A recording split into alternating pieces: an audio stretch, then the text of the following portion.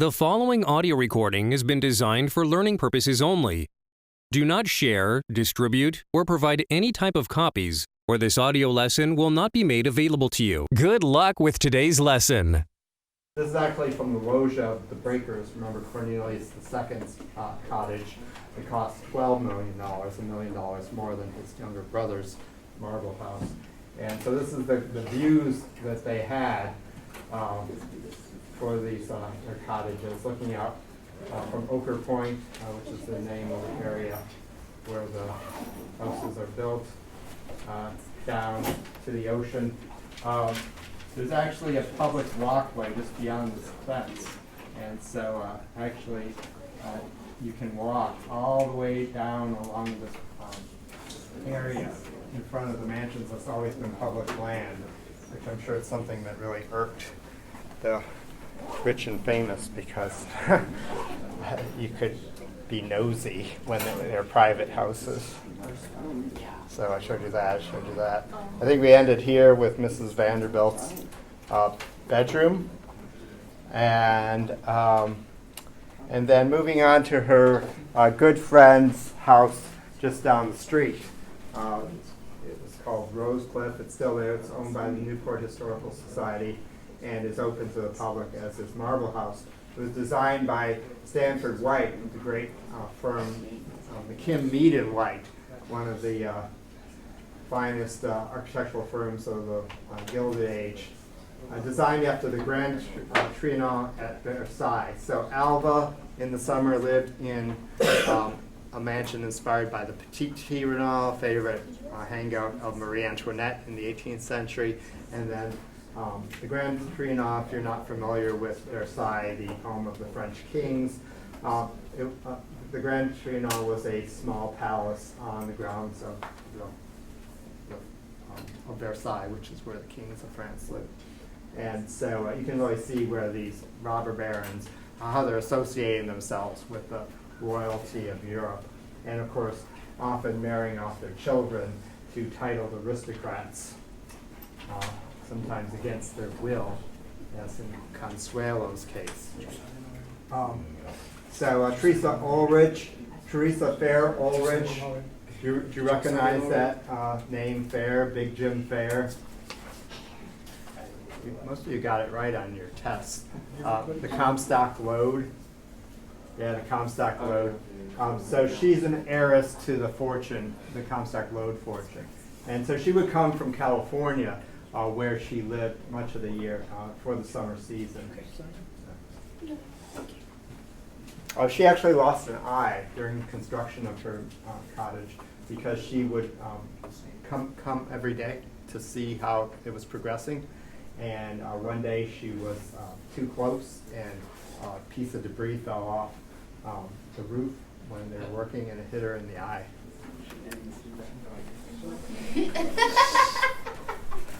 Teresa Ulrich gave the most famous of all the summer parties, and there were lots of summer parties that are pretty crazy. And she gave what's considered to be the most famous and extravagant party ever given by the Newport set. And here she is on the left with her best friend, Alva Vanderbilt, by this time Belmont, because Alva divorced. I told you divorced, right? Alva divorced to marry Oliver Hazard Perry Belmont, and here they are at the Bal Blanc in 1904. And Teresa had a miniature navy constructed and floated off the coast of her estate in the Atlantic Ocean and lit at night as part of the decorations.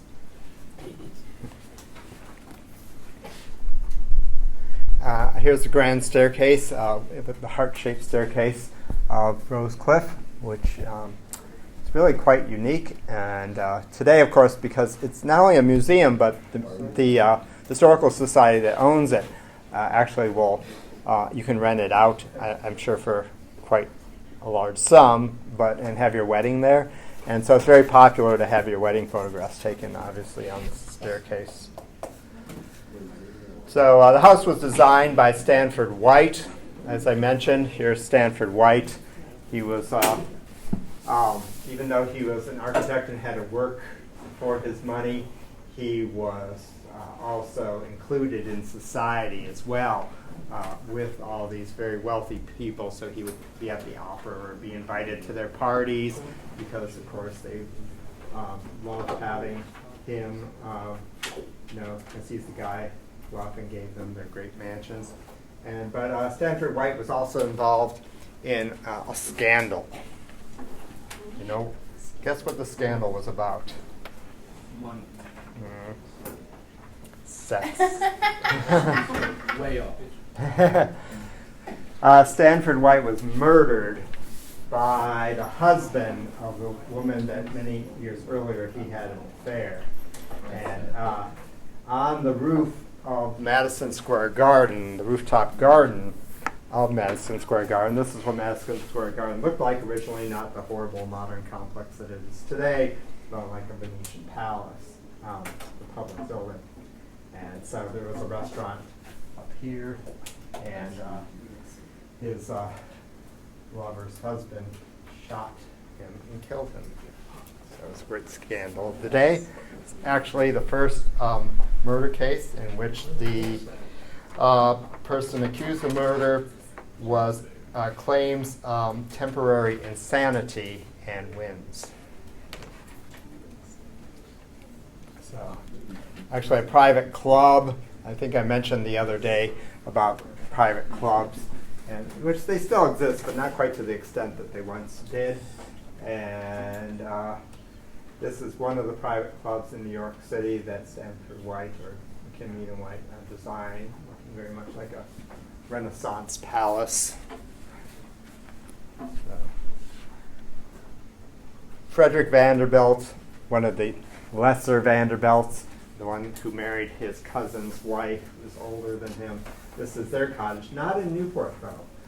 Very interestingly, they chose to be removed from the Newport scene. They certainly could, obviously, I'm sure they would go sometimes to visit their brothers, but they spent their holidays, not like they really worked a lot, but anyway, they spent their holidays in Hyde Park, New York. Hyde Park is most famous, of course, because of Franklin Roosevelt and that branch of the Roosevelt family having their country house, which is only about a mile away from Frederick Vanderbilt's mansion. So anyway, it's quite extraordinary. I have a floor plan of the house, which is pretty comparable to what all these mansions had as far as various public and private rooms. Suites of bedrooms upstairs. Louise had, of course, her own bathroom, her own sitting room, the boudoir, and her own bedroom, and so did Mr. Vanderbilt. And then, of course, all the necessary rooms to entertain your guests on the main floor, which is no different, really, than even a much more modest house. It has a dining room and reception hall or foyer, studies, offices, things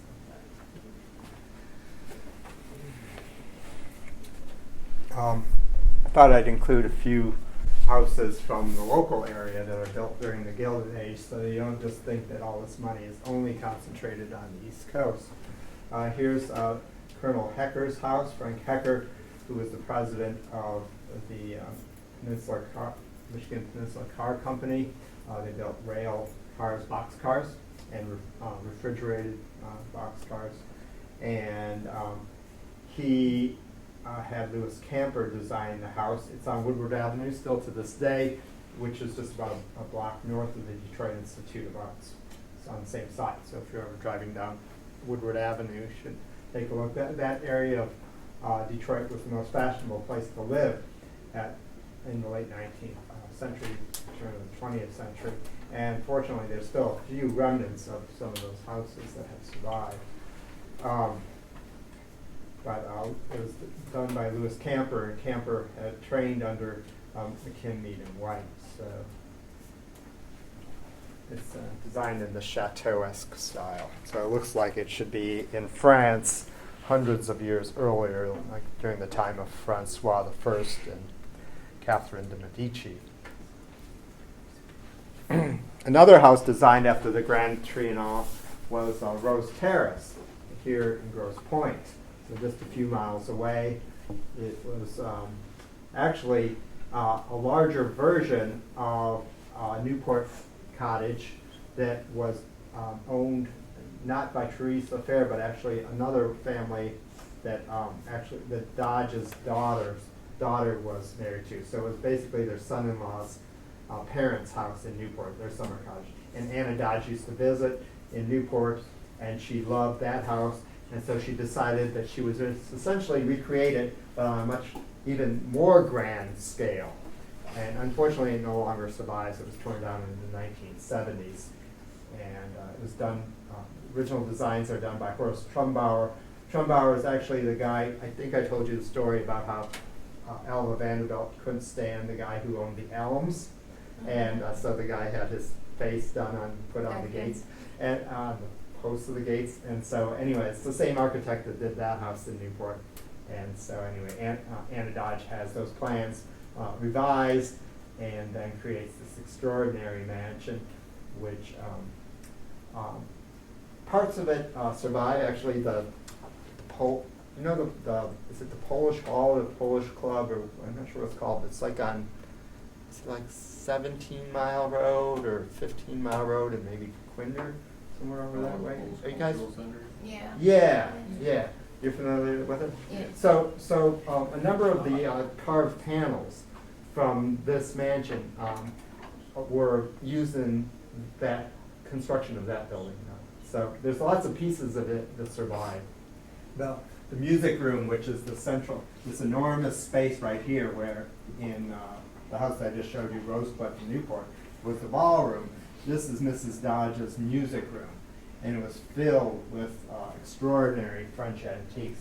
This house was built during the Great Depression, and so it was really great for the artisans, all the craftspeople, and designers who were involved with it, because of course there's no work pretty much going on anywhere in the country.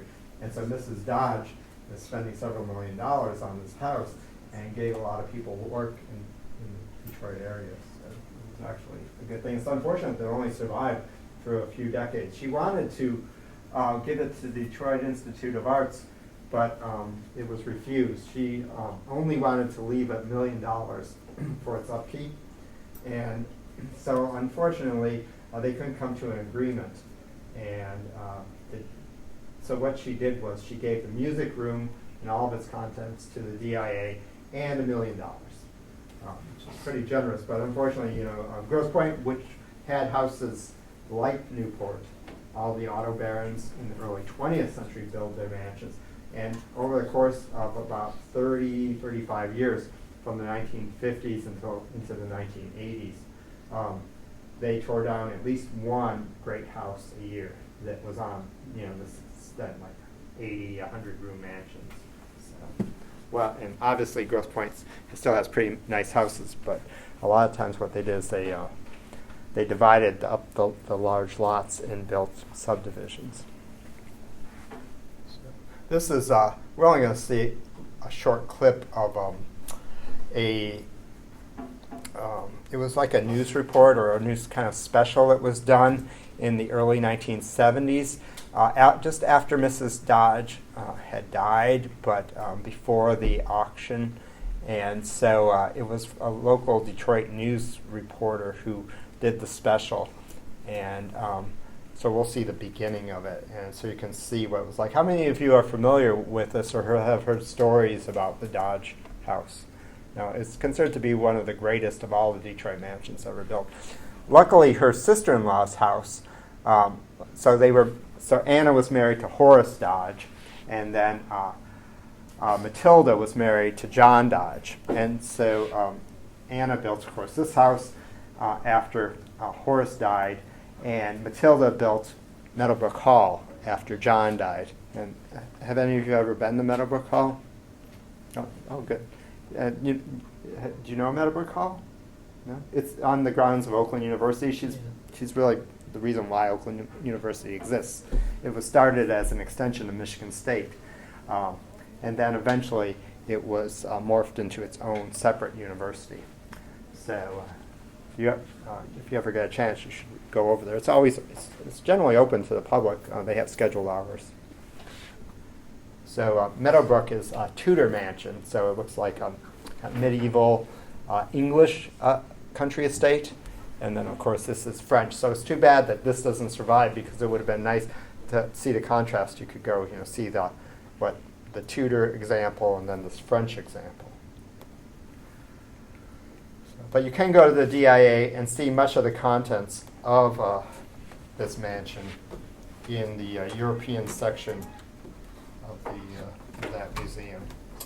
So when I was a kid, the music room was displayed pretty much as it had looked in Rose Terrace. But about 20, and then a lot of things, eventually they got rid of that concept for many years. And then about 15, 20 years ago, when they redid the museum and added on a big addition, they basically display all the contents, but not the room as it was set up.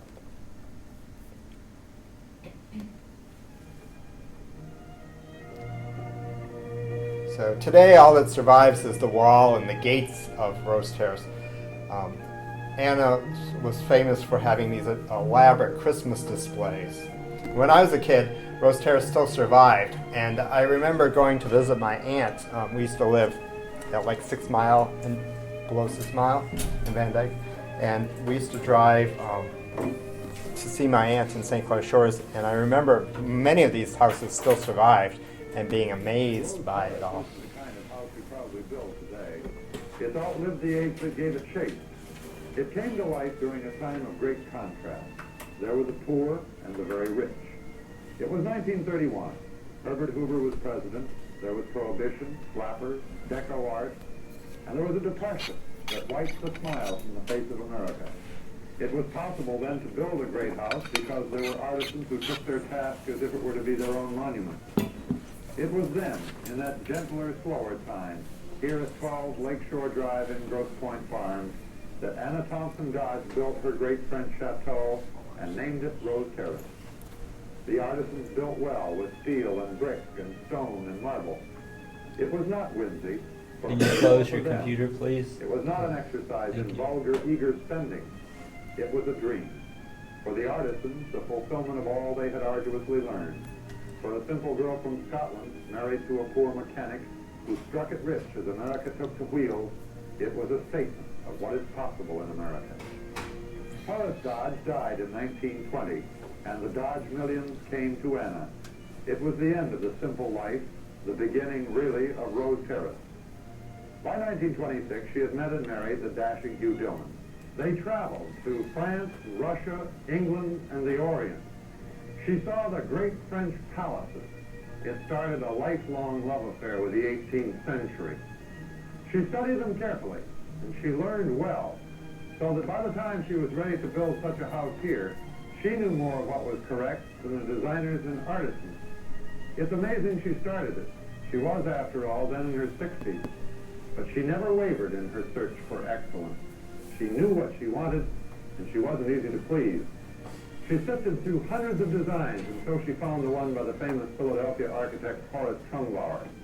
Can everyone put their phones away too, please? She was ready. And in 1931, work started. It was to take 4 years. The building of the house put thousands back to work in those bleak days. Detroit steel mills opened to make the steel for the frame. Marble and stone quarries were started up again. Men could be proud to work once more. And work they did. And when they had finished Rose Terrace... Those are the panels that are in the Polish, what's it called again? The Polish Community Center? Cultural Center. And work they did. And when they had finished, Rose Terrace stood at the edge of the lake, a $7 million dream filled with the king's ransom of treasures of the 18th century. It was the finest of its type in the country. But it was also a curiosity here in a busy, bustling America. It was regarded as an anachronism, oddly out of time and sequence. It stood proud, a magnificent alien on the land. Later it would be called a museum by some, by others pretentious. But all agree there are no others like it. Its great limestone walls rise up sharp and precise, and its two wings reach out toward the lake like a castle waiting for its king. To enter is to know that in it is the spirit of kings.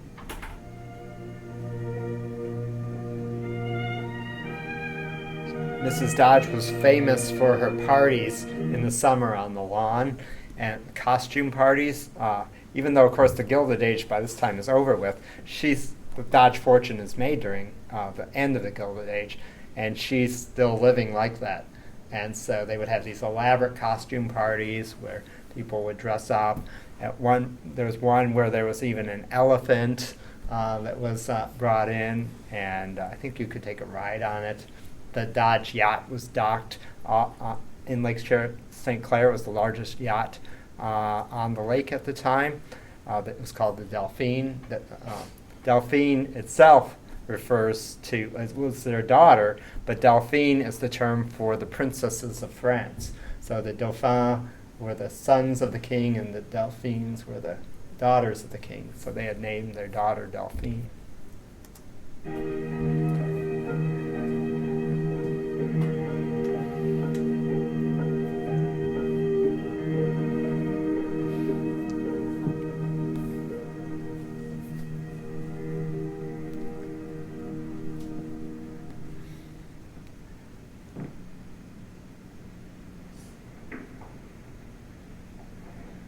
Anna Dodge loved Rose Terrace, and when she was here it was not cold, as some people said.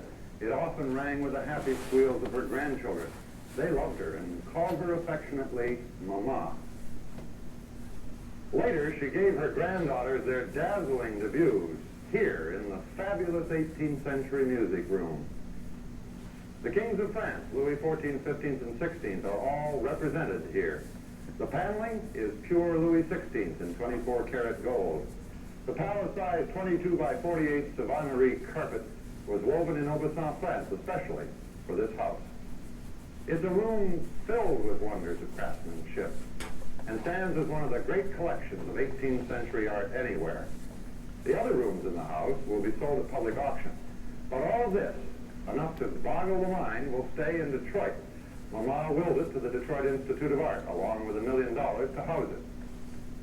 The rarest and most valuable piece is the jewel cabinet, made by the French eboniste or cabinet maker Martin Carlin in the 1770s. It once stood in the bedroom of Maria Feodorovna, Empress of Russia. There are royal Sèvres porcelain plaques laid over the rare wood. And ormolu, bronze, fired with a layer of gold at the edges. It's priceless. Ormolu is everywhere. The fire dogs made by Pierre Gautier. The wall sconces over the mantel that once belonged to Marie Antoinette.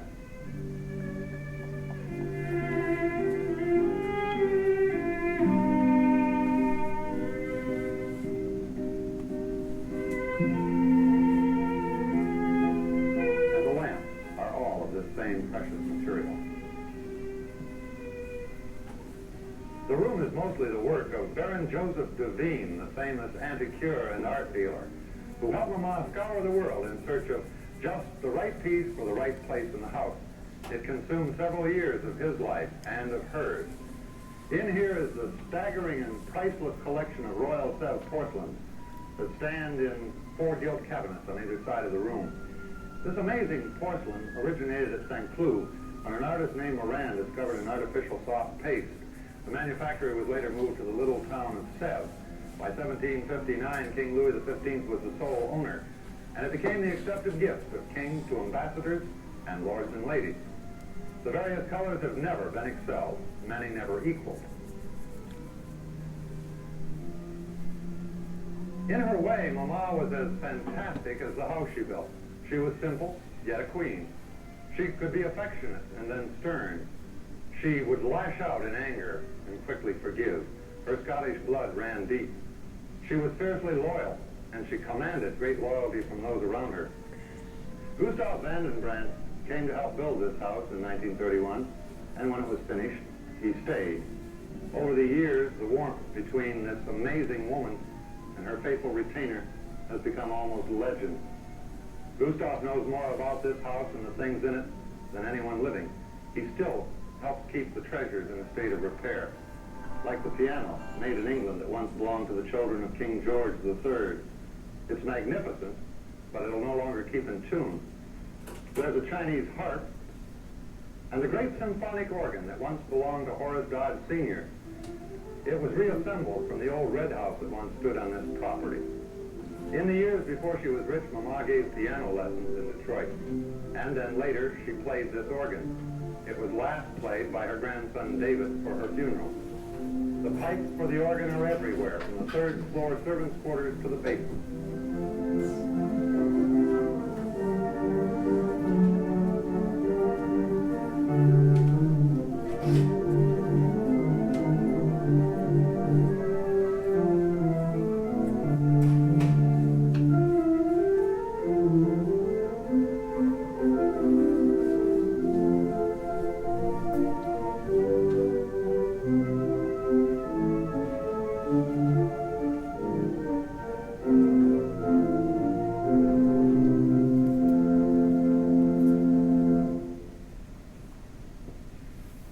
Comes from behind the many tapestries in the house, mainly from this tapestry by Francois Boucher of Psyche displaying her treasures. And appropriately enough, it depicts a great abundance of wealth. It hangs above one of 3 matching settees covered in Beauvais tapestry. These were designed by Henri Salembier for the great French statesman Talleyrand. And this, together with the 10 matching pieces, were on display at the Metropolitan Museum of Art before they came into Mrs. Dodge's collection. One of the most fascinating pieces is this little writing table, or escritoire. It's signed by the cabinet maker to Louis XVI, Roger Van de Cruz Delacroix, and it's the earliest signed piece in the collection. What makes it so fascinating is the spring-loaded mechanism. It's still functional, even after 200 years. They did their work well. All right. So, anyway, that's a little bit about Gilded Age, really, that carried on very late here in Detroit. The Dodges, there's Mrs. Dodge. And then here's her music room again. Breakfast room as well. And here's the Dodge yacht that used to always be seen out in Lake St. Clair and down in the Detroit River during the speedboat races. Her son Horace was often seen going back and forth to the yacht. She lost her diamond tiara one time that had been owned by the Empress of Russia when it fell off her head into the Detroit River. So no one's found it. So it's still out there somewhere.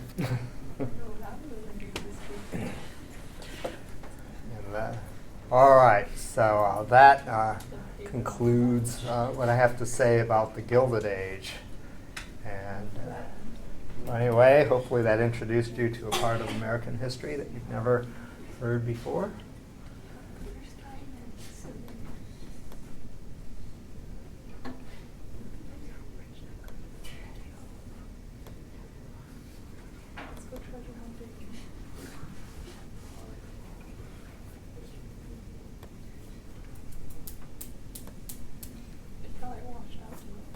All right, so I'm going to move on to the Progressive Era.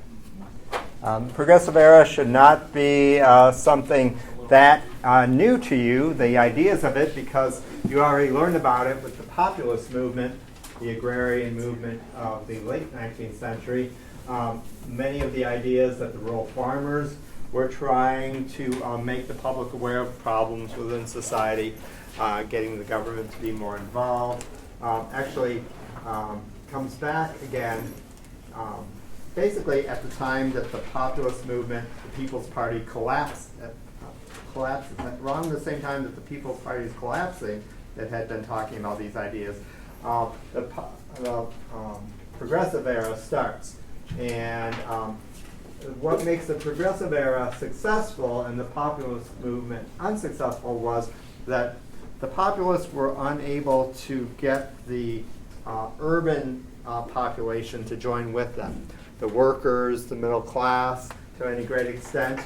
But by the time you get to the very end of the 19th century and beginning of the 20th century, you have the middle class buying into this idea that there's definitely problems that need to be solved. There's no entity that's bigger than the government. Initially, though, it's local governments that start to make changes. And we saw that with the populists earlier. You know, when they were able to take control of state governments, they started passing regulations, for instance, against the railroads. And the progressive era is successful initially on the local level, and then late in the movement. And even though your book ends in 1915, you know, some of the legislation actually with the progressive era goes another 5 years past that. So all these problems that I've talked about many, many times, you know, the problems with the, you have 1 or 2% of the population controlling most of the wealth in this country.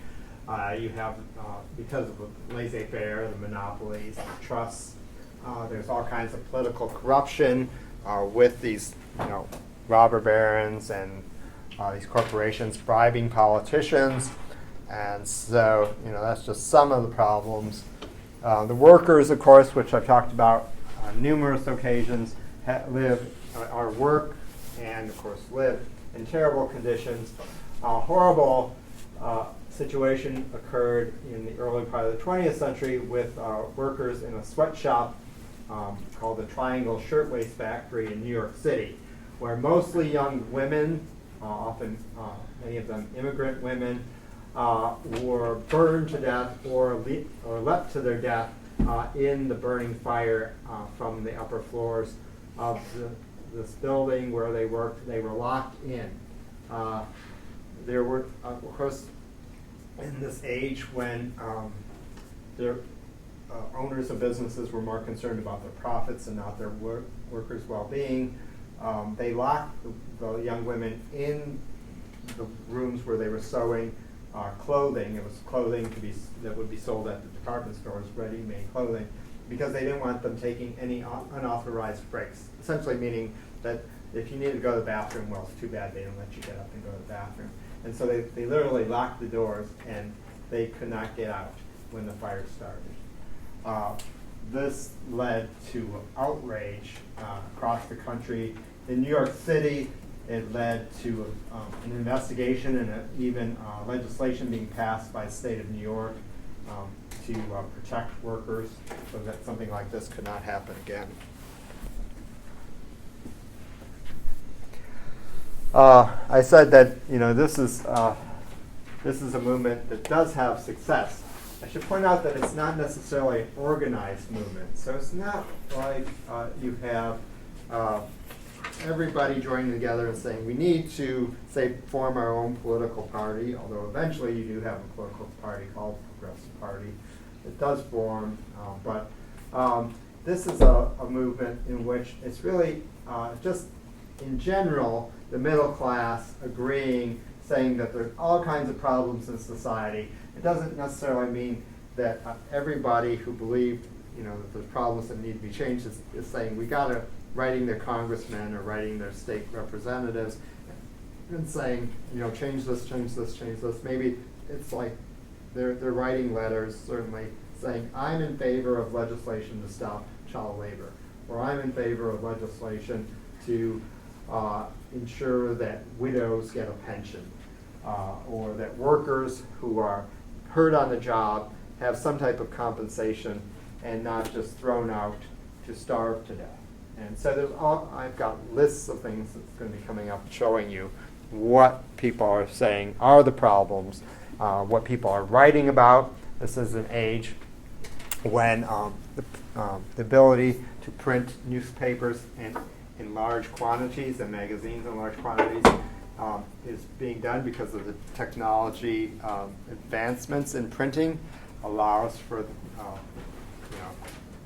printing presses produce massive amounts, massive quantities of printed material for low costs and quick amount of time. So you see morning editions of papers, afternoon, evening editions, special editions. You see large numbers of magazines being printed. People are just craving for information, craving to know what's going on in the world and outside world. We saw that image the other day in the film, that room full of people with the newspapers, all reading the newspapers. It's sort of like us reading, staring at our phones, looking at the news feed, trying to find out what's going on. Same idea. So certainly part of the reason that is helping to change people's attitudes, at least a little bit away from those ideas of the social welfare movement, is what's called the social gospel movement, in which more and more churches are starting to say there's too many problems in society. We're essentially overwhelmed because, in times of economic panic, the downturns, the only place that people who had nowhere to go could turn to were religious institutions. And so, for instance, during the panic of the 1890s, it starts in 1893, churches are overwhelmed with needy people coming to them saying that they need, someplace to stay, they need food, and the churches just can't help.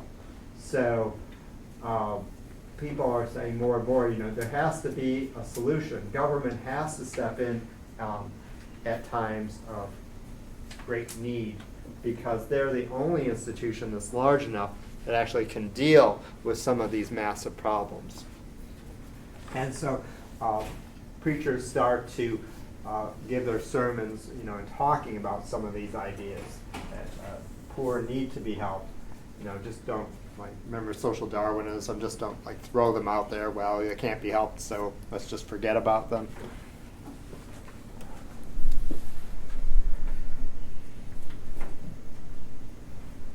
And certainly this idea within the Christian religions that salvation is tied to good works. Of course, some Christian religions say that, of course, you're saved from birth and it doesn't matter what you do, you're saved anyway. But often within the Christian faith, also there's the belief that, you reap what you sow. So you try to do good deeds, and that will bring you rewards in the afterlife. And so that's something that preachers in many churches are bringing up. So here's just the start of some of the things that the American public wants to see addressed. Problems, the regulation and control of big business. Nothing new. You've heard me talk about it numerous times, right? All these big corporations with all their money and power, and then there was everybody else who's suffering. If you're going to have regulation, you need to have, and the government is going to do it. How's the government going to do that without money? And, the government is very small in the 19th century because they have limited resources. They get their money from the tariffs, the duties paid on imported goods that's coming from overseas, and from the sale of lands. That's how, in the 19th century, the federal government got money, for the most part. So you're going to need to have an income tax. The income tax, of course, was always ruled unconstitutional whenever there were measures to try to establish one. The only one that did exist, and it was temporary, of course, is during the Civil War. And that was to pay for the nearly $1 billion that it cost us to fight the Civil War in the 1860s. So eventually, that will come to fruition, where you'll have a federal income tax established in 1913. Prohibition of alcohol, and that's actually nothing new. I've mentioned it before. It's often something that women were involved in the temperance movement, because women and children were being harmed by the excessive drinking of their husbands, and often the abandonment of the family by the husbands at a time when there's no social programs, social welfare programs that will help women and children. local and municipal reforms.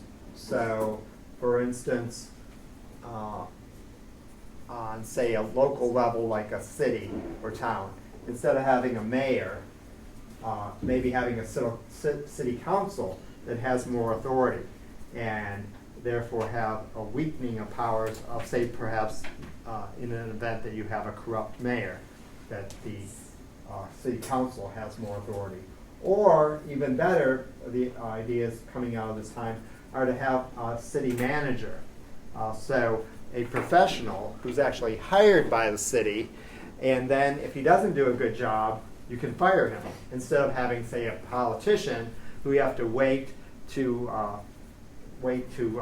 for the next election to vote him out of office, or perhaps have some type of a recall, and which is actually something that's coming up, where you can then put the person back, have an election sooner than the one that's supposed to come up and reelect them, and say perhaps remove him that way. So I can talk about that coming up. The ideas with child labor, prevalent for decades, right? Congress really is having trouble dealing with that. They don't really believe that they have the authority to outlaw child labor. So, local communities having regulation on ages that students have to attend, for a certain number of years. In the South, it tends to be less. In the North, it tends to be more. In the South, more like 6th grade. In the North, it tends to be 8th grade. Children have to go to school. And then I've already talked about other reasons why. Americanization, of course, of children. So many immigrant children, they didn't want them growing up and thinking that they were still Italian or Polish or Russian. They wanted them to grow up and, think of themselves as Americans. Better conditions for prisoners is certainly on some people's minds. Not just throw away the key, but have programs, have education for prisoners, so when they pay their debts to society, when their term of imprisonment is up and they go out, that they have a way to support themselves, that they don't just go back to their old ways. So that's ideas as well. Certainly the ideas of, building better facilities for prisoners, having recreation areas as well, more humane treatment of prisoners. Women's suffrage, of course, is something that women had been working for since before the Civil War, and very, very, very tail end of the Progressive Era. Women do finally get to vote in 1920.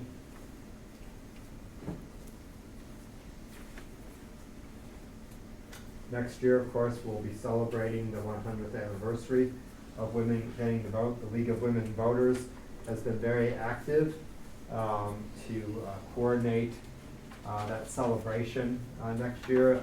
I'm the president of a small museum in Ann Arbor, and all the museums in Washtenaw County are actually actively working to have various displays in their museums and doing research. We're doing research right now on the women who lived in the house.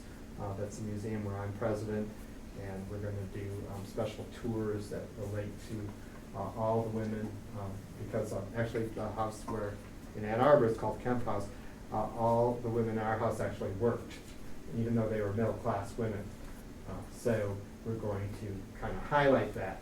And it's kind of a big deal that they were all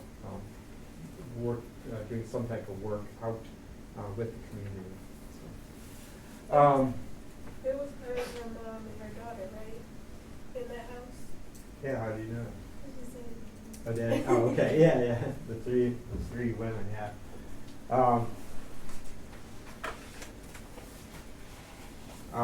The direct election of United States senators, relating again to corruption in government. You've heard me say that, right? The senators are being appointed by their state. They're not necessarily beholden to the people they're representing. They owe their job to the party bosses, to the political machine.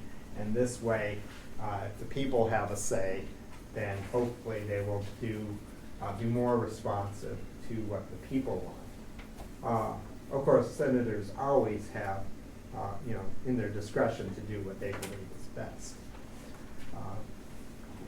Primary elections, another way to limit the power of the political machine. So instead of just a few people in positions of power who are sitting in a smoky room, making decisions secretively, who's going to be the candidate that's going to listen to them, they can dictate to the people can determine who the candidates are going to be, and then we can all go and vote, something which unfortunately, most of us don't do that. We're really bad at going out to the primaries, and actually, it's something that comes up, over 100 years ago, so that we can help clean up the problems in government.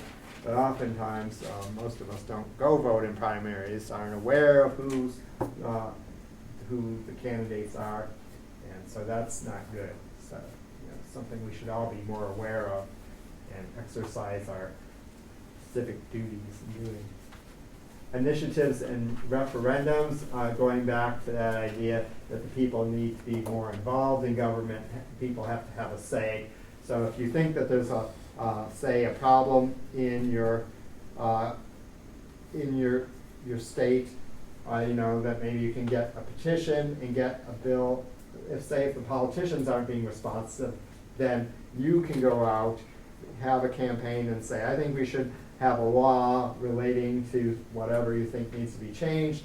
And so what you find throughout the country is that in states that's starting to come about. They're passing legislation that says the people can bring about a measure that can be brought into law. So if you get enough signatures, then you can have initially have an initiative. If you get enough signatures, you can have a referendum where it's put on a ballot, and then we can all vote if we think that's a good idea or not to have a new law put into place.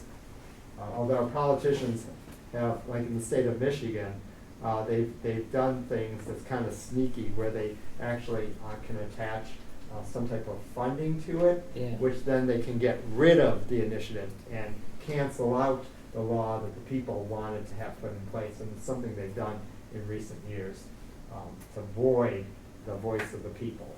So that's kind of sneaky, at least that's gone on here in this state. And then recalls. If you think a politician has done something wrong and the state legislature is not doing anything to, say, reprimand that person or throw that person out of office, if you can get enough signatures to have a new vote, then the people of that state can come back, or that community, and recall the person, and then perhaps throw them out of office if the government isn't doing anything about it. So the regulation of campaign expenses, something that was a problem then. William McKinley's re-election campaign, $50,000 being given to President McKinley by John D. Rockefeller, and that's a problem today. Citizens United ruling by the Supreme Court a few years ago essentially allows for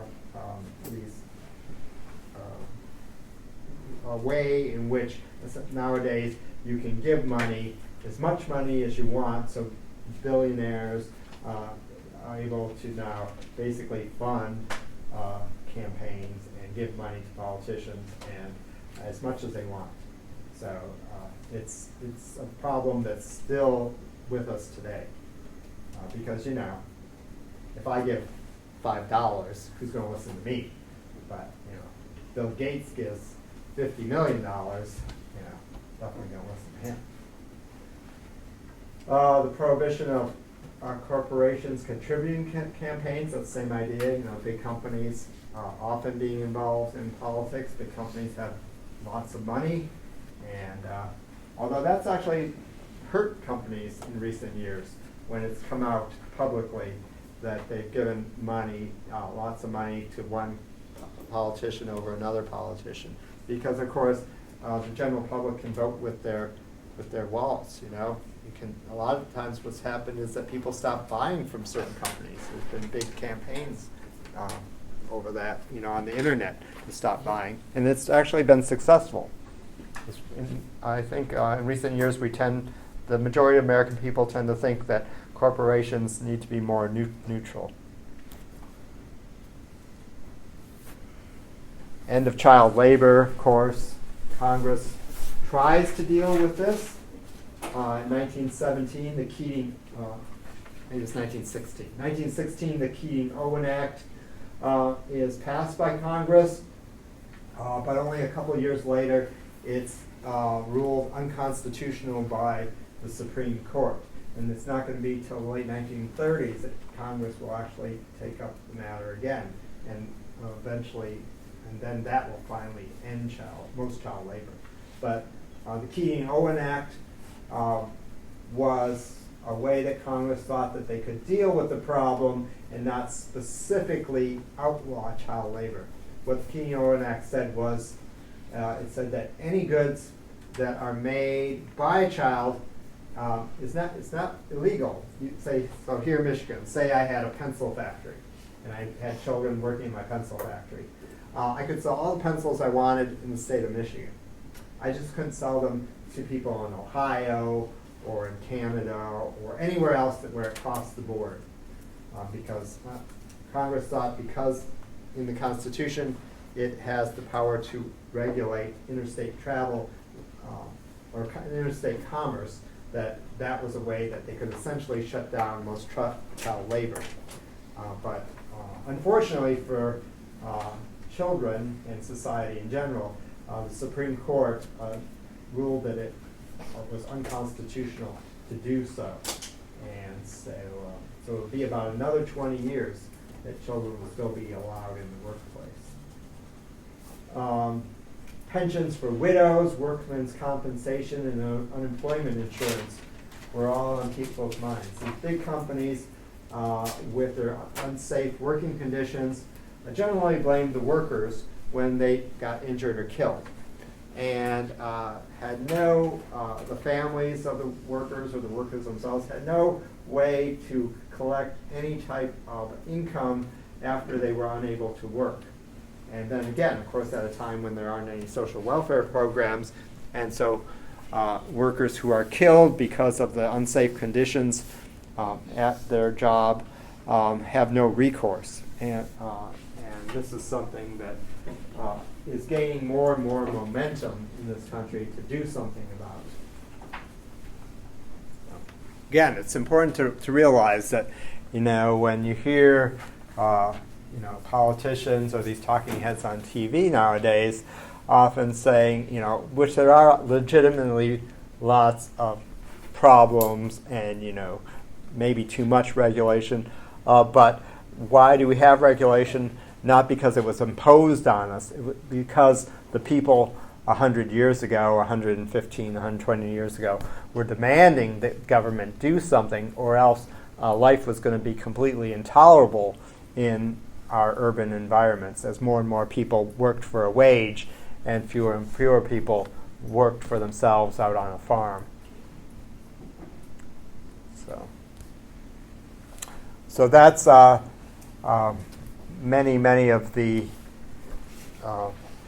things that the public was talking about, writing about during the late 19th, early 20th century, and trying to bring about changes for the better to improve society for themselves and for future generations.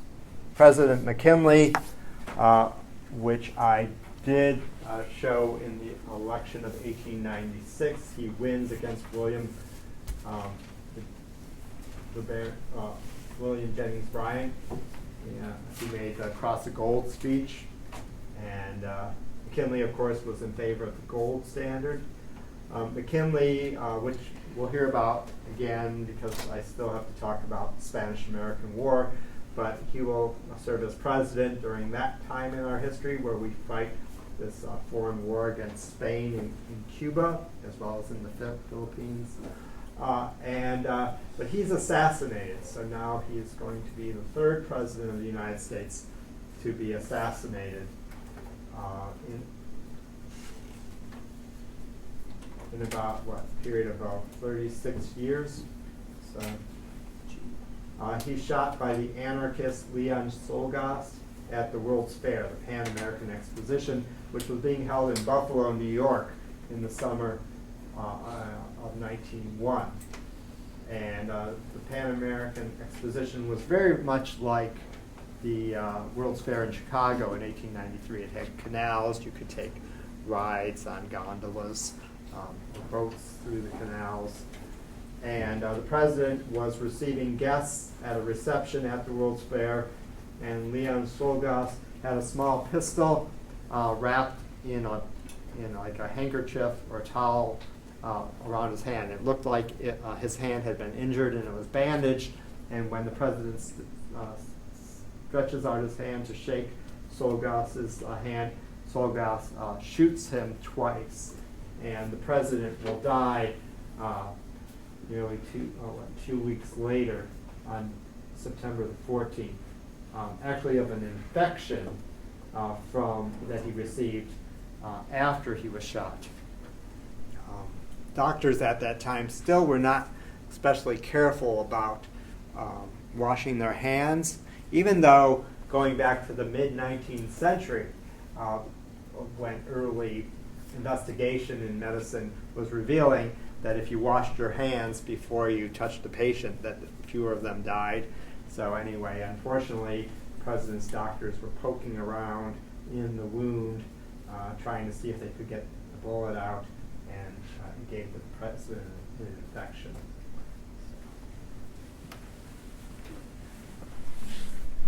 It's really quite tragic because Mrs. McKinley was extremely ill, and she was practically an invalid. She often didn't attend any White House functions, and so then she's widowed, and she was very unhealthy herself. And so, Vice President Theodore Roosevelt, the great hero of the Spanish-American War, who is often seen as a political problem to the Republican Party. State politicians had often been unhappy with Roosevelt's views, and they thought a great way to get rid of him, he had been governor of New York. He won the governorship when he came back from the Spanish-American War. And they thought a great way to get rid of him would be political suicide by running him as vice president of the United States. Because, the vice president is a position in government that has basically no authority. Most vice presidents, very, very, very, very rare that they ever become president of the United States. And so they thought basically what they could do is send him off to Washington. He'd serve as vice president, and then once you can't go any higher because it's so unlikely to become president, that he would just have to retire because that's such a prestigious position. There's really nowhere for you to go. But, of course, that doesn't happen. Roosevelt will assume the presidency early in McKinley's second term, and then, of course, go on to serve out McKinley's term, and then win the presidency in his own right in the 1904 presidential election. Roosevelt came from a very old and prominent Dutch New York family. Roosevelt will make a name for himself as a trust buster. In this cartoon from a magazine, cartoon of the day, Roosevelt's seen here as the great hunter because he loved the outdoors, he loved physical activity, and so he's depicted as this hunter, and here he has killed the bad trusts but saved the good trusts, because he said that not all trusts, not all monopolies he believed were bad. Of course, the bear, you know why they're depicting the bear? What's that? I don't know. I'm just saying because it was bear.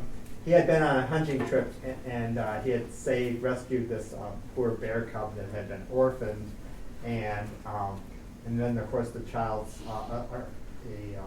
toy company starts making little stuffed bears that they call teddy bears.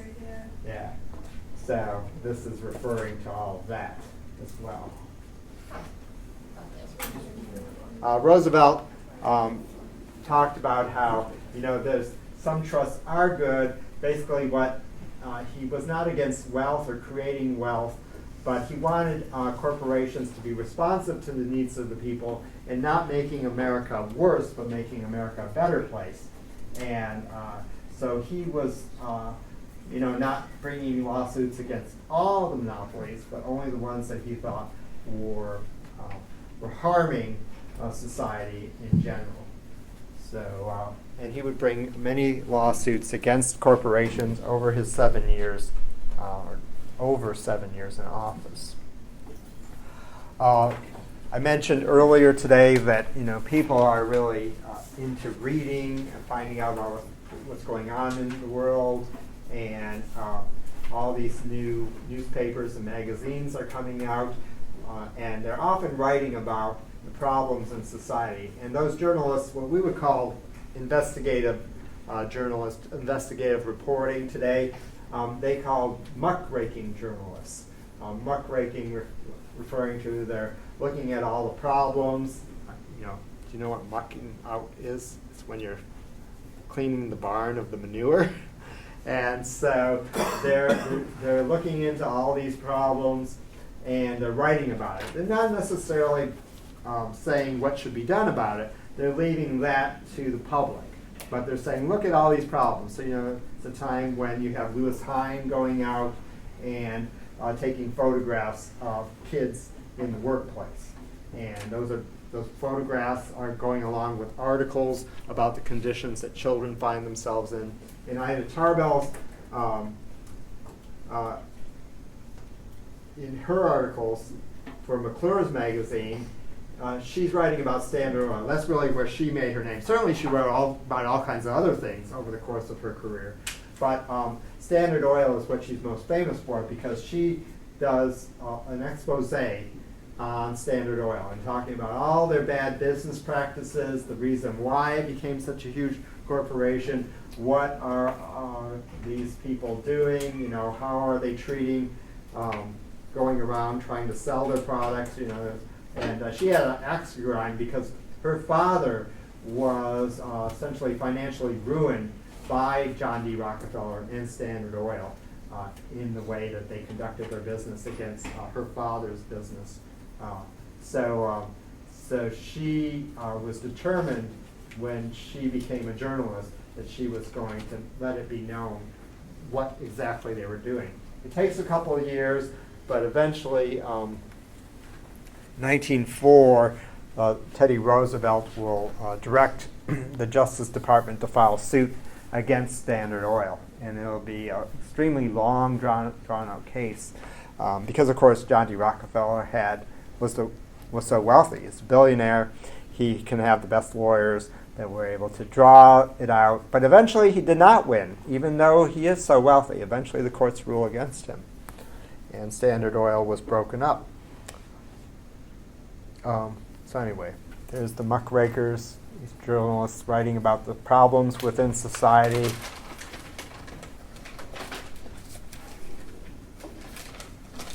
Another of the lawsuits that are brought by the Justice Department under Roosevelt's presidency is against the Northern Securities Company. Northern Securities had a massive empire of a transportation empire. So it was said that you could travel all the way from Europe, so across the Atlantic Ocean, and then on railroad lines that are in the East Coast and the West Coast, and all the way to California, and never leave a company, a train or a boat that was owned by the Northern Securities Company. And they own most of the railroads west of the Mississippi River, and therefore it's a monopoly, and that Roosevelt deems necessary to break up. It's a company that's owned, two of its major investors are James J. Hill and J.P. Morgan. So James Hill actually lived in Minneapolis. You can go see his Gilded Age mansion. It's open to the public. It's actually in St. Paul, not Minneapolis, but the Twin Cities. So that's another of the famous cases. Of course, J.P. Morgan is in a lot of different businesses, and what's interesting is, sometimes the Justice Department filed suit against a Morgan business, and sometimes they didn't.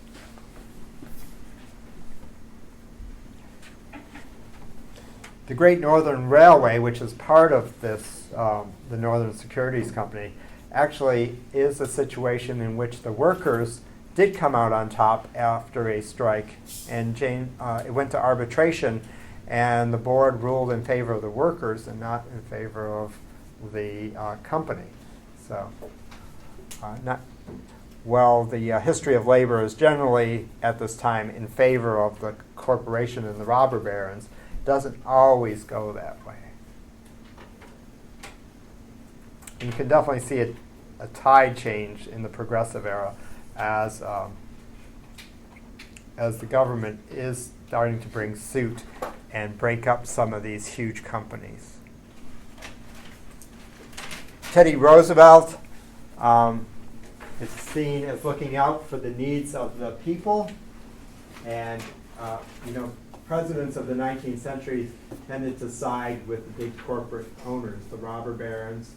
And Teddy Roosevelt, in the 1902 coal strike, tells the coal mining corporations that they have to negotiate with their strikers. They better come to an agreement, because if they don't, he's going to nationalize their companies, meaning that he is going to direct the federal government to take ownership of the companies and then run them.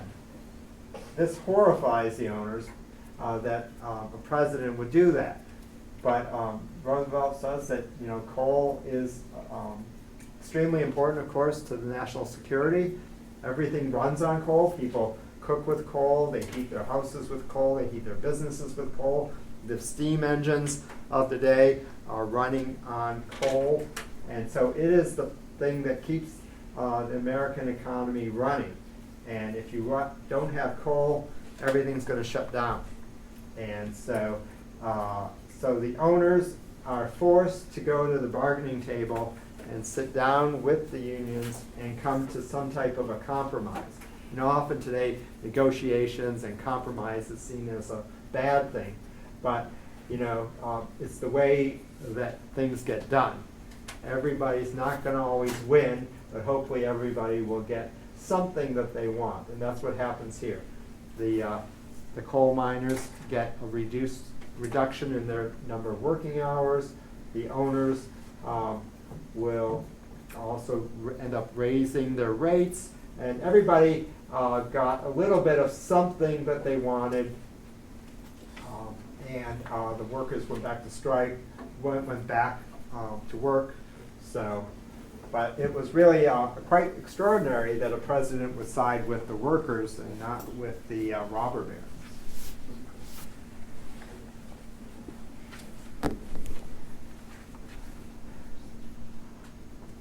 I talked about Northern Securities being broken up.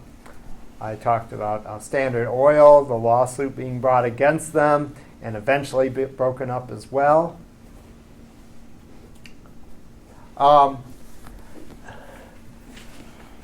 Congress passed the Hepburn Act in 1906, which for the first time in U.S. history, the federal government told a railroad what they could, the maximum of what they could charge.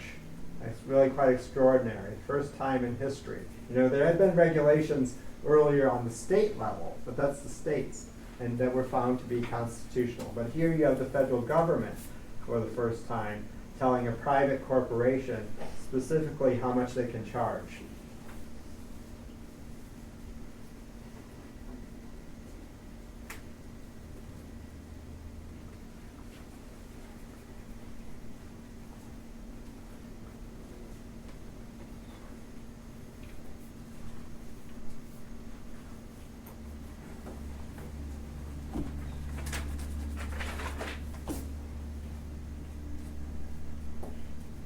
Roosevelt tends to be viewed as the first modern president who's really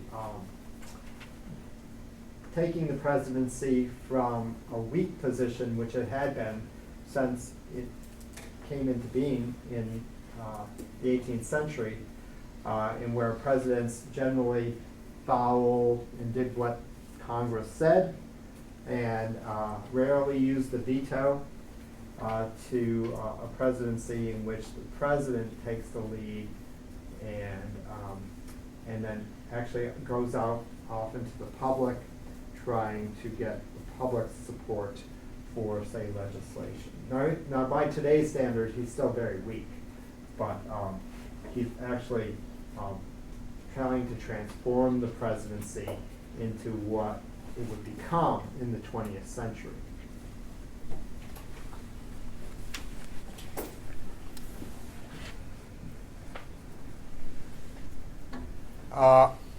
Teddy Roosevelt is president at a time when the public is very concerned about the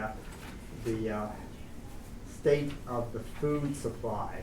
So more and more people are eating processed food. So again, similarities between the life that people led then, kind of a new thing that came about in the late 19th century.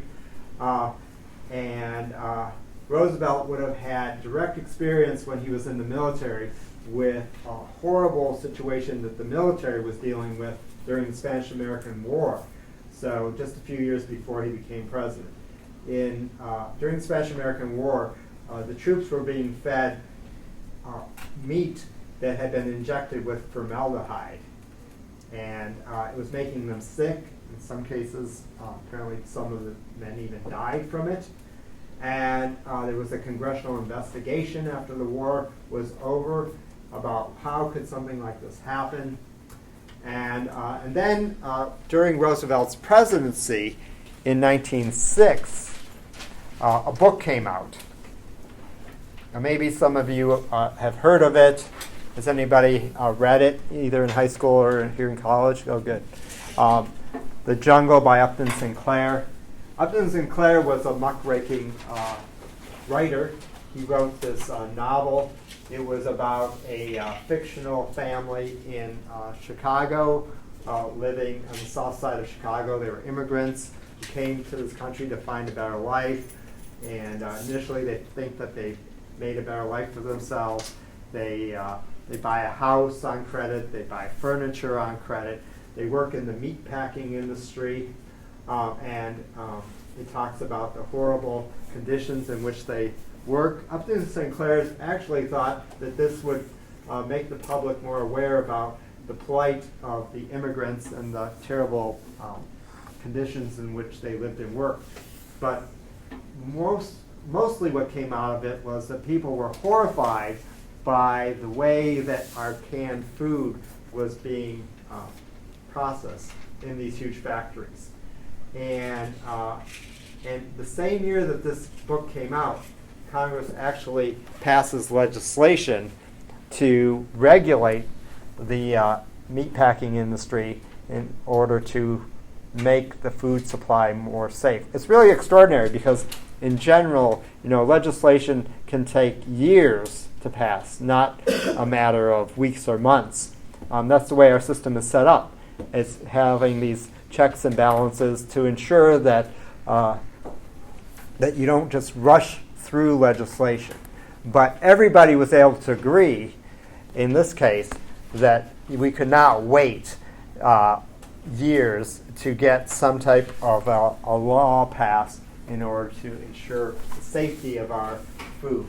So the Pure Food and Drug Act and Meat Inspections Act are both passed in 1906 in order to have government regulation, federal workers who will actually go out to firms and ensure that you are not eating rats in your food, or have God knows what in your food, that they're not adulterating your food with, say, chemicals or lead, which of course did appear sometimes in food. Candy, for instance, historically in the 19th century, lead was put in candy because it's cheaper than sugar and it's sweet. Yeah. So here's a cartoon from the time. So the lodger in the Chicago tinned meat. Of course, much of the nation's canned food was being packed in the various meat packing plants like Armour and Hormel in Chicago. Of course, which still exists even to this day.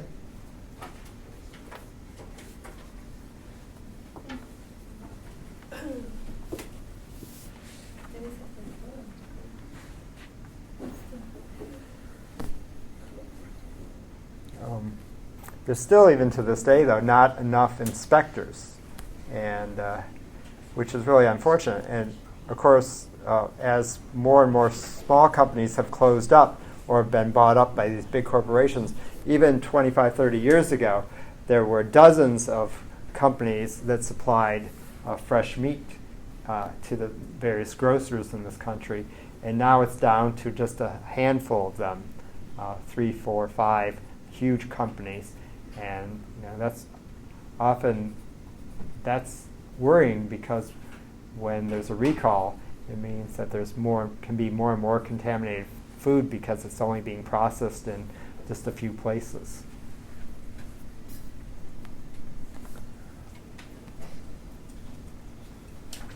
Okay, October of 1907. We're going to move on to an economic panic. Frederick August Heinz is involved in a scheme to corner the copper market. And it ends up backfiring. Heinz was, Ketchup? no. Zing. He lived somewhere out west, like in Colorado. He would actually come to New York. He would cause a big stir, because he would come to New York. He was kind of like a playboy. He was rich. I don't remember exactly where his money came from, probably mining or something. But anyway, he would come to New York usually once a year with all an entourage of people. At a time, early 1900s, when most people still didn't have cars, and they would, he'd have like a fleet of cars. They would all drive through the streets of New York all together in these cars and cause a big stir, like going out to a restaurant or somewhere. And so he was always getting all kinds of press. So it's kind of not unlike kind of celebrities nowadays, if they're showing a lot of style and bling, when they go places. And so he was looked on usually pretty favorably by people of New York and by the press. But what happens is he was involved with the Knickerbocker Bank, or called officially the Knickerbocker Trust Company, which was involved in the scheme to corner the copper market. And it failed, and when it failed, it led to a run on the bank. People withdrew in one day $8 million from their accounts, which sent shockwaves through the banking system and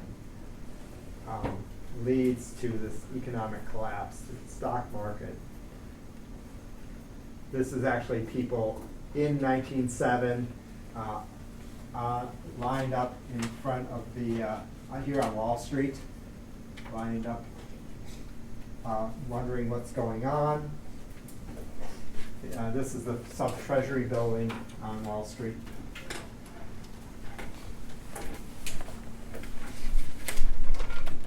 So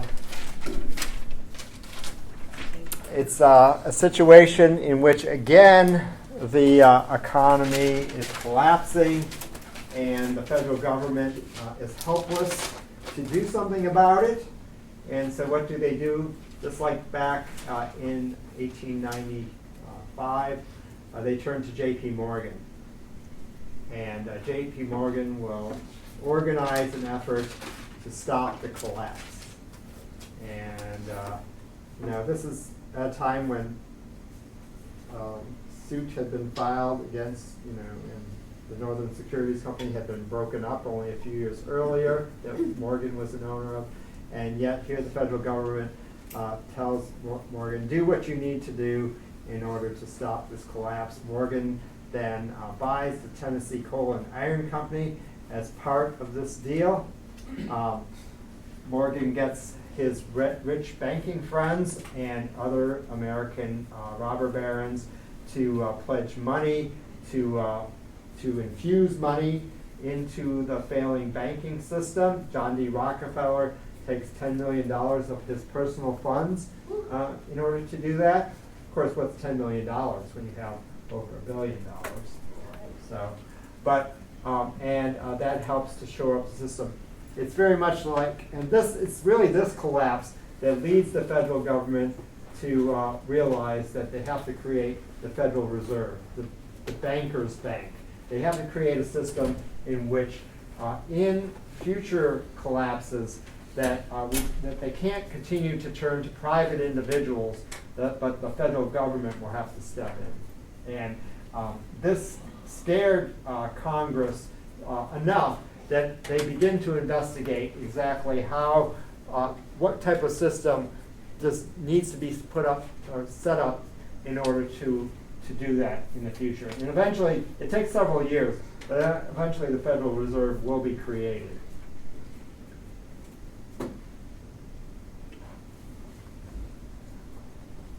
You know, the Fed takes a lot of grief, you know, nowadays, but, you know, I don't know. I'm not a historian that focused on economic collapses.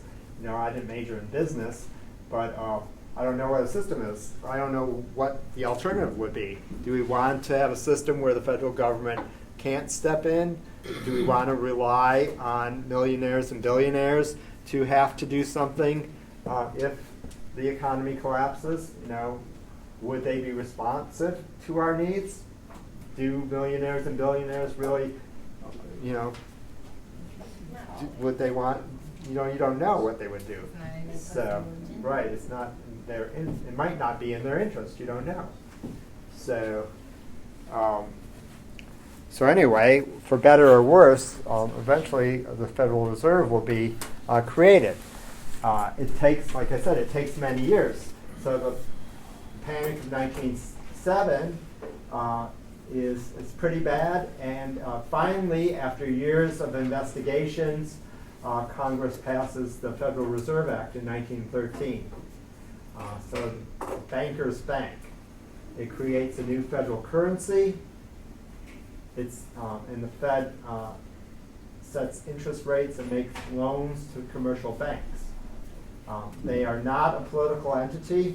While the head of the Federal Reserve is appointed to I think it's a 6-year term, but he is not responsive to any political figure. So he'll be nominated by the President of the United States whenever his term is up, but then he will not, he is not directed to follow any politician's orders, because they are meant to be separated and do what they see as best and take the best advice from economists, and not be responsive to politicians. So the Fed oversees the supply of currency, which includes not only paper currency but coins, and then they keep money in reserve. And so in times of crisis, so instead of having to turn to Rockefeller or Morgan or people of that caliber in later generations, that the government will have more money than a private individual.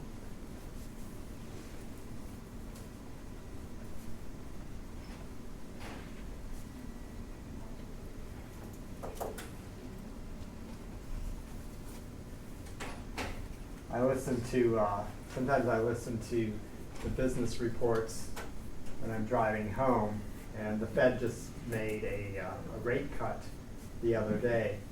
And some people, of course, were saying it's a good thing. Some people were saying it's a bad thing.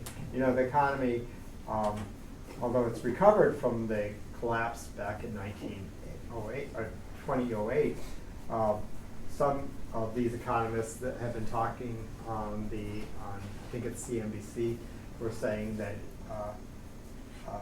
they have, if we do have a big recession again in the next few years, that the Fed is going to be in a position where they might not be able to do as much to help because they've already cut interest rates so low that how much more can they continue to cut if they have to in the future to try to stimulate the economy.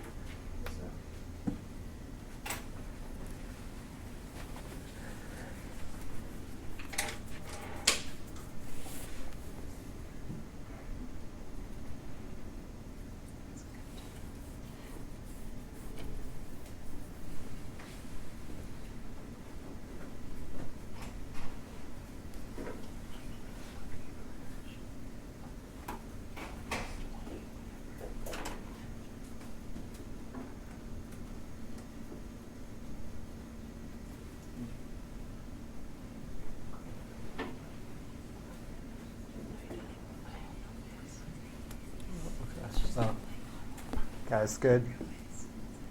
Can move on.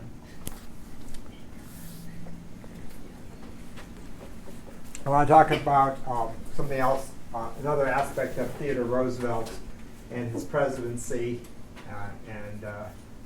Roosevelt was, as I mentioned, liked to be outdoors. He was a hunter, but he also was in favor of saving areas and managing certain areas. So he felt that it was important to both have national parks. National parks had existed before he became president, but he also believed that because the federal government owned so much land, that federal lands should be properly managed, and that while you should establish new national parks, that there should also be this idea that because natural resources could benefit the entire nation, that some areas of federal lands could be used more efficiently, and say if there was maybe coal on government land, or say government forests could be managed to benefit the nation as a whole and not just preserve everything. But Roosevelt is considered to be a conservationist. He wants to manage the lands of this nation more efficiently, and he's not technically a preservationist. He doesn't believe in preserving all nature in its unspoiled state. Here's a picture of the president when he was out in California in the redwoods. But he certainly believed that some areas need to remain in their in a pristine state. He doubles the size of the national park system while he's president. For a short period, Mackinac Island was a national park, and then it was downgraded and it was transferred to the state as a state park instead. So anyway, that's a little bit about Roosevelt. We'll hear about him more when I talk about the Spanish-American War, hopefully next week. Roosevelt decided to retire. Certainly at that time in history, there's not a constitutional amendment saying how many terms a president can have. Technically, he finished out the second term of McKinley anyway. He only wins the presidency in his own right for one term, and since there were no requirements in those days, he could have run as many times as he wanted. But he felt that since he served nearly 8 years, that he would retire, continuing in the tradition that Washington had set out, having served only 2 terms. He retires, and he's extremely popular. Of course, Roosevelt had been great at using the press. The public loved his family, so the Roosevelt children were all often in the press. And when he retired, he's so popular in the country and with the party that he basically is able to pick who he wants to be the nominee for the Republican Party. And at the time, essentially his best friend is William Howard Taft, the Secretary of War. And so here's Taft Taft. And so Taft is nominated by the party in 1908 and wins the election of 1908, becomes president of the United States in 1909, the 27th president of the United States. Taft actually never had great ambitions to be president of the United States. He actually wanted to be the Chief Justice of the Supreme Court. He was a lawyer. That's what he was most interested in doing. It was apparently Mrs. Taft, when the opportunity arose that he could run for the presidency. Mrs. Taft thought that would be a great idea. Of course. He was apparently very unhappy as president. And She wasn't. no, I guess she liked it, but he didn't apparently like it. And he ate to compensate for his misery. And apparently he gained a lot of weight while he was president. So, when Roosevelt retires, he actually goes off on a world tour and comes back. He doesn't actually like a number of things that Taft is doing politically. He felt that Taft is not as aggressive as Roosevelt would have done, or did things the way Roosevelt would do. Taft tends to defer more to the party, and actually their friendship begins to collapse. So Roosevelt decides in 1912 that he wants to become president again, and challenges Taft for the nomination of the Republican Party. Taft, by the way, follows in the footsteps of Roosevelt in the sense that he's also a trust buster, and he actually brings more lawsuits against corporations than Roosevelt had done in the previous 7 years. Well, he is a lawyer. What's that? Well, he is a lawyer in part. Yeah, he was a lawyer. So here's a cartoon from the time of the 1912 election, in which you have Roosevelt hugging the GOP, and Taft pulling on Roosevelt's coattails, saying, "No, stay away. I'm president. I need to get the nomination," which he does. But Roosevelt proved to be more popular. So, but Roosevelt doesn't get the nomination, and so Roosevelt decides, well, if you're not going to give me the nomination, then I'm going to go out and run for the presidency anyway. And so he ends up running as a newly formed Progressive Party, also nicknamed the Bull Moose Party. So now you have the Bull Moose, the donkey, which is the symbol of the Republican Party, and then the elephant here, the symbol of the Republican Party. And Roosevelt ends up splitting the vote. Many Republicans leave the party to vote for Roosevelt. Some stay to vote for Taft. And you have a situation that has only existed twice in the previous 50 years in which a Democrat wins.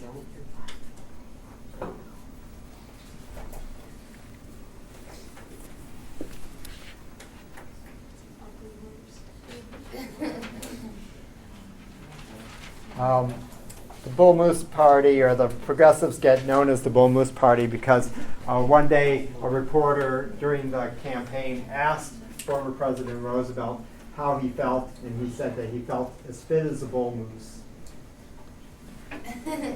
So that's where it came from. So anyway, you have Taft, Roosevelt, and Wilson running against each other in 1912, and of course Woodrow Wilson will win the election. Wilson had a long, distinguished career, not in politics, but actually in academia, in which he had been a professor. He had actually been a lawyer for a short time, but then most of his career as a professor at Princeton University, and then president of Princeton University, and then finally governor of New Jersey, because the New Jersey political bosses in 1911 thought that they could control Wilson and that he would just do whatever they wanted him to do. He actually proved them wrong, and he made a name for himself nationally, even though he had only been governor for one term. And in the end, he gets the nomination and will win the 1912 election. So it was really quite extraordinary rise from this intellectual from the academic world to the White House. And that's all the time we have. So we're going to have to talk about Wilson in the next class. Have a great weekend, everyone. Thank you. Thank you.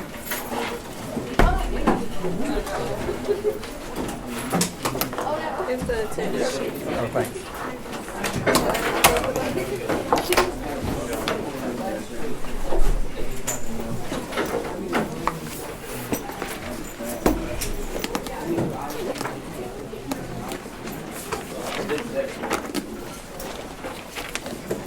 I need all my books, please. Oh, thank you. Still have one book that's somewhere. I think I still have one more brochure. Oh, here. Good.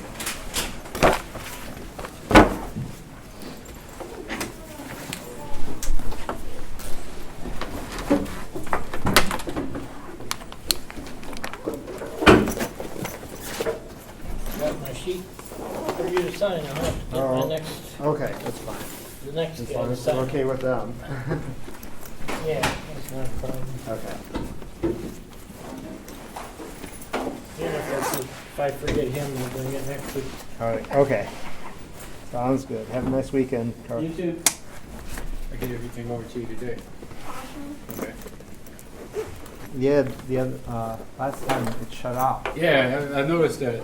I didn't know what to No, press it's no to start problem. it again. Yep, no problem. You doing okay today? Yeah. Lecture every day next week? No tests? There's no, Okay. there's no tests. Okay. We still have to do the Spanish-American War and World War I, Okay. so it's going to be a few weeks. All right, sounds good. I gotta run. Don't forget your water bottle. I hardly have things to eat all day, and I have like 10 minutes to go run these. Is this your pencils? I don't know. Okay, no problem. Good luck with today's lesson.